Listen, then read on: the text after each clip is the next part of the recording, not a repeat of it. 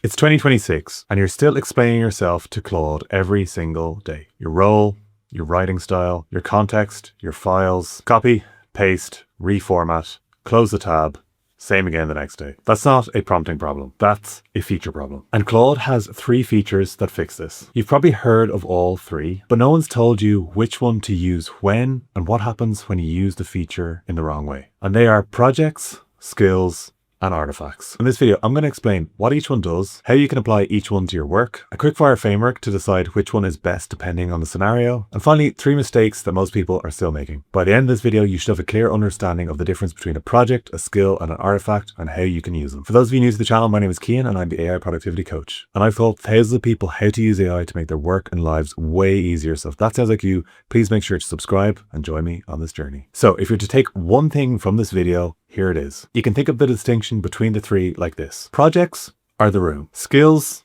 are the playbook, and artifacts are the work product. So in simpler terms, projects are the context, skills run the process, and artifacts create output. The first version is a quick way to remember what each one is for. And then with the second version, you can apply it to how you work. But let's dive in deeper into what each feature does, starting with projects. Projects are persistent workspaces. You can add instructions which tell Claude how to behave, and projects can also reference files. So for example, your actual documents, briefs, style guides, past work, research, and then you can start conversations within the project, and Claude keeps them all in one space. And within the project, Claude has a project-specific memory. That means it only remembers things that you talk about within the project, so it's really good for containing a piece of work. These areas are helpful because Claude already has all of it within the project. There's no re-uploading and no re-explaining. Most tutorials miss this memory section as well. Projects now keep a project-specific memory, and it's separate from your overall memory in Claude. This is really helpful for remembering everything you talk to the project about. So projects are basically really good for containing a piece of work in a certain section that you want separate from everything else you're working on. So here are some examples where projects might be helpful for your work. For example, you could have a project for a client account, which has a brief, past emails, and context on the client that you return to every week when you're working with them. It's separate from all the rest of your other clients. Another example could be a content series with a fixed format. So you might have specific instructions for that format and brand files attached. So overall, for a project, when you want to separate a piece of work and have a specific context on that and instructions, a project is the place to go for that. The next feature is skills. Skills are reusable procedure files. They're basically a set of instructions for Claude to perform a task in the same way every time. So you can basically trigger it when you reference a skill or you reference a task, and Claude will run it to the instructions of the skill. Skills have a similar format, the .md format, across Claude on the browser, so Claude.ai, Claude Code, and Claude Cowork. So you can actually use them between these different environments. You just need to build it once and you can run it anywhere. Claude doesn't upload every skill up front. It reads lightweight metadata and then it pulls the skill when it matches what you said in your prompt. Anthropic calls this progressive disclosure. It means you can have hundreds of skills available without clogging your overall context window. This makes it far more token efficient than having every 100 skills ready at the go at all times. You just need to be specific in your instructions when the skill should be triggered. So maybe you say a certain word or you call out specifically so Claude pulls it in. So you can use skills for things like a weekly meeting transcript that you turn into structured actions list. A skill could be used to repurpose a blog post into things like LinkedIn posts, shorts, or an email subject line. You could use a skill to personalize cold outreach emails from a LinkedIn profile, or you could use a skill for basically any prompt you have typed more than 3 times this month. So if you have a task that is done in a very similar way that you do on quite a repeatable basis, I recommend using a skill for that. The last one is artifact. Artifacts are basically live output objects. They're not a chat reply. You usually see them pull in on the right-hand side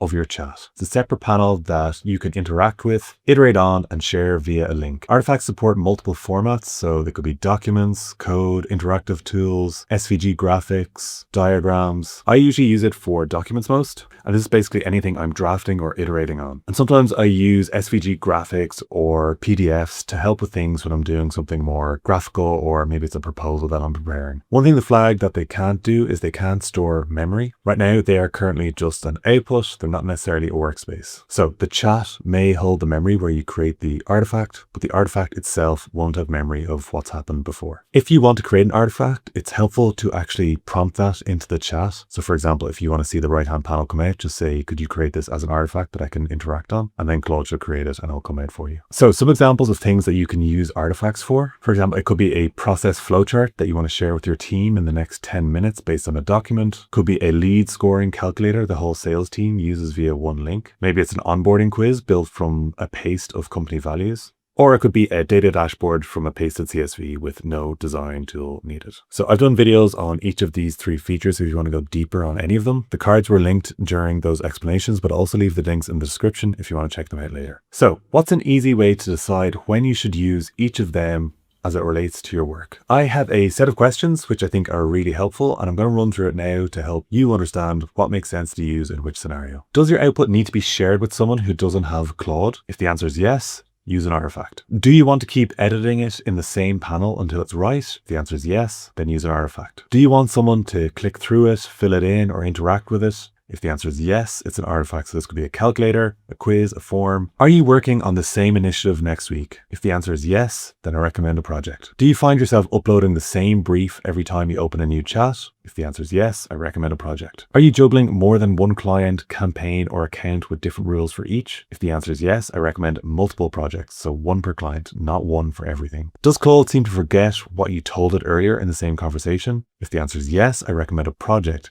This might be because your context window is filling up, and it's better to have well-structured files to keep Claude anchored. Have you typed the same instructions into Claude 3 or more times this month? If the answer is yes, then you should create a skill. Do you always want the same structure in your output every time? If the answer is yes, then use a skill. Do you have a writing voice or style you want Claude to match every single time? If the answer is yes, I recommend a skill. The voice and tone should belong in a procedure, not just a one-off prompt. Does this task repeat on a schedule, for example, a weekly report, Monday meeting notes, a monthly newsletter? If the answer is yes, then use a skill. Are you giving Claude a completely different job each session? If the answer is yes, I just recommend a regular chat for this one. You don't need any of these three right now. Are you using a project but still getting inconsistent output? If the answer is yes, then you have context but not the process. So you should add a skill within this project or use a skill within this project. So for all of these, you can actually use them together. So you could create a project, use a skill inside it, and create artifacts within that project or the chat within the project. So there are lots of use cases you can use interacting with these three different features. And also one of my top tips for this is that if you're unsure on what to build or how to build it, you can always just prompt Claude, give it context on what you're trying to do, and it can recommend what you should use and also how you should build it. So for example, with a skill.md file, maybe you don't know the best way to build that. Ask Claude to build a skill.md file for you, or ask Claude what reference files would be helpful for your project, or ask Claude what's the best output as an artifact for this thing. Using two of these together, if not all three, is a level that most people don't reach. As I said at the start, the project holds the context, the skill enforces the processes, and the artifact is the output. These can all run together, and sometimes you need all three at once. So how would using all three together look like in practice? I'm just going to share this example in case it's helpful for anyone as you think about your own work. So let's take the example of a marketer on a product launch. You may want to create a project for the launch, and that should be one project related to that product launch. So this is one workspace for the product launch. You might include reference files on the product details, the timing of the product launch, competitor research, and maybe some key stats about the product and what you're trying to achieve. Then you might create a skill to help market the product. So for example, let's say you have a content repurposer skill. You've created this blog post as it relates to the product launch, but you want to repurpose this into a LinkedIn carousel. Maybe you want 3 short form videos from one of the product leaders. And maybe you also want to create an email subject line and a call to action for your newsletter.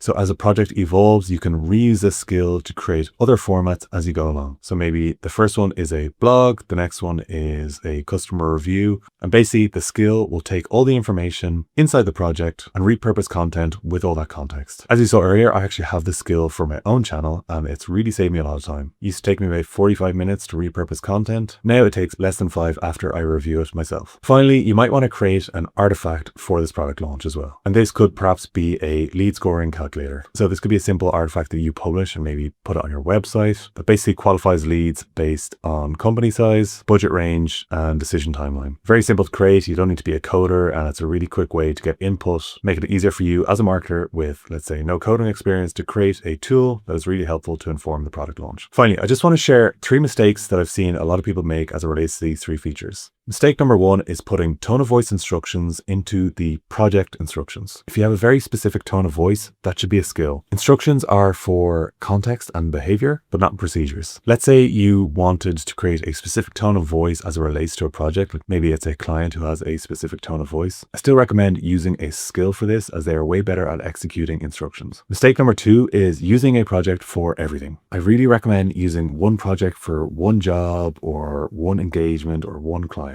The moment it covers your whole workload, it actually becomes way less effective. And mistake number 3 is when the skill isn't triggering. So you should make it clear when the skill triggers in your instructions as you're creating the skill. For example, it must be invoked when I say tone of voice. Claude needs quite an explicit instruction, not just a guideline. And if you're in doubt in any way, just basically name the skill that you want to use when you're prompting. So, as I said at the top of this video, here's how you should think of it. Projects are the room, skills are the playbook, and artifacts are the work product. Or projects hold the context, skills run the process, and artifacts create output. So I'd love to know, have you been using any of these features wrong? And has this video helped you be more clear on how you should use each of the 3 features? Let me know in the comments below. If you found this video helpful, please make sure to like and subscribe and join me on this journey. I also have a weekly AI productivity newsletter, and you can join using the link in the description. Thank you so much for watching. I really do appreciate it, and I'll see you in the next video.